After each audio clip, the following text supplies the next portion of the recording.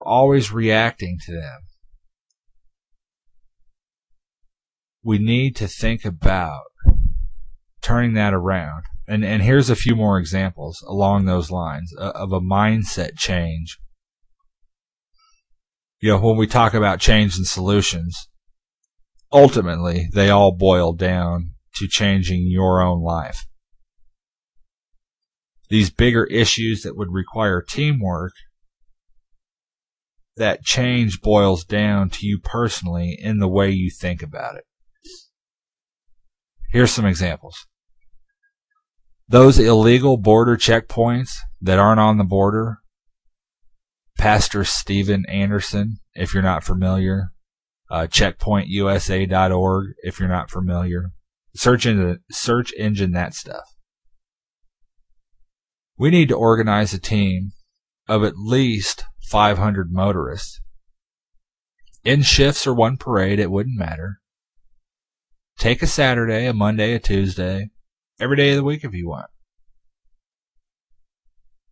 Go drive through all these. And when all 500 people, heck, make it 700, make it 1,000. I don't know, maybe 150 would work. Get a huge parade of people to drive through these illegal border checkpoints that aren't on the border, and all in the motorcade parade agree that they will refuse an illegal search. Is the first guy going to get tased and handcuffed? Maybe, maybe not. But when the next 499 don't flinch, remember, tasers are battery operated. Those barbs will only shoot 15 or 16 feet.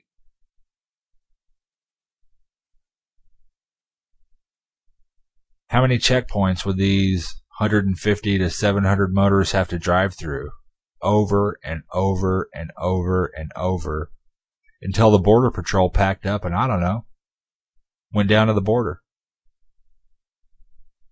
Here's another example. And now when I wrote this, and this refers to body scanners, they were only implementing them on international flights, but that's a minor point.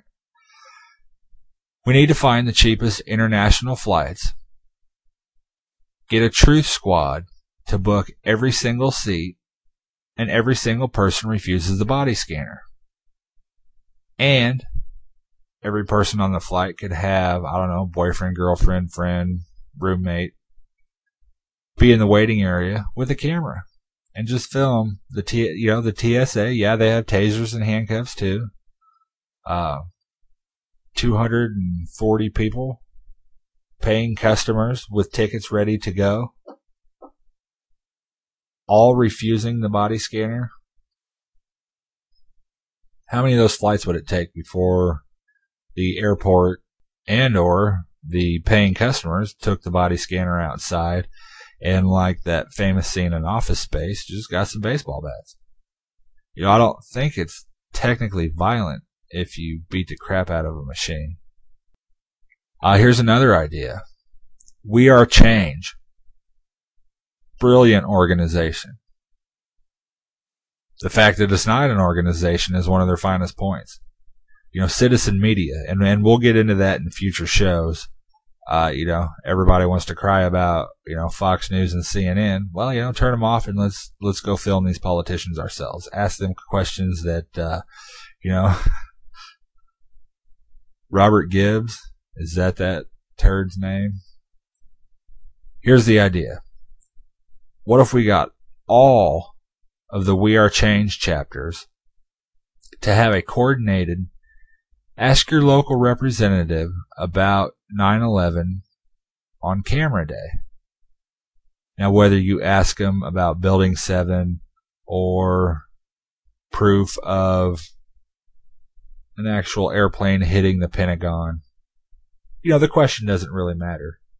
But let's get these scoundrels on camera all on the same day, because they're pretty good about, networking themselves there in the District of Criminals or your local capital or how.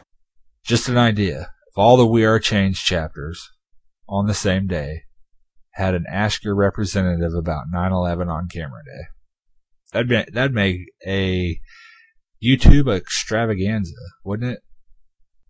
Here's another idea. Red light cameras. It's a minor tyrannical deal. Revenue generation. Not ultimately urgent, but think about this. Organize a spotlight day. We're going to spotlight the red light camera issue, where literally hundreds of volunteers shine spotlights in them. Peaceful, nonviolent, and extremely effective because, I don't know, a couple dozen people shining a spotlight in a red light camera would render it ineffective. Banner hangs, I actually think are awesome ideas. But here's where my take is a little different than the prevailing wisdom. Let's have banner hangs with truth statements that are undebunkable. For example, Google Building 7, or no one has ever gone to jail for sales tax evasion, or the Federal Reserve is not federal and they have no reserves. Things like that. Think of statements that get people thinking, and don't plug individual people or individual websites or specific documentaries. Spur the quasi-awake into actively finding out this information. There's a half dozen ideas that I have. The topics aren't specific, and I hope those conveyed the overall idea that I have, where we need to take the power back into our own hands. These things are achievable. We can chip at them one at a time. We're not going to right the ship instantly and immediately, but we could take huge strides. First, by changing the way we see the problem. Second, by realizing that all problems are solvable, or they wouldn't be problems, they would be something else. And last but not least, here's another article I wrote on Wednesday, May 26, 2010, that again doesn't specifically address the IRS or my IRS plan, but it's still, I think, a little more fuel for the bigger picture of the changing the way we think about things. This one's titled, Serious Question.